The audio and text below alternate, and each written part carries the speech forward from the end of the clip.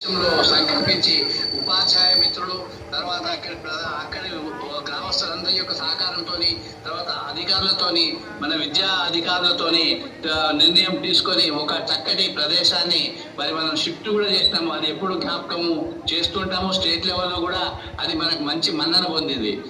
అప్పుడు NGC programmes అయితేంది, ఇటు ఆటల పోటీలలో అయితేంది, ఇటు సైన్స్ ఫెయిర్లో అయితేంది, ప్రతి రంగంలో మన పిల్లలు ప్రతి దాంట్లో కూడా పాల్గొని చక్కటి ఉత్సాహంతో ప్రోత్సాహంతో ముందుకు వెళ్ళినటువంటి ఇప్పుడు ఉన్నటువంటి నాకు కనబడకున్నా కానీ కనబడుతున్నటువంటి ఫీల్ అవుతున్నటువంటి పిల్లలకందరికీ వాళ్ళ పిల్లలకి కూడా నేను శుభాభినందనలు తెలుపుతూ చక్కటి విద్యాభ్యాసాన్ని మీ పిల్లలకందరికీ కూడా కల్పించాలని మనసారా కోరుతూ అప్పటి మన ఉపాధ్యాయ బృందానికి నా హృదయపూర్వక అభినందనలు తెలుపుతూ నేను మీకందరికి ఆశీస్సులు పిల్లలకందరికి ఆశీస్సులు తెలుపుతున్నాను.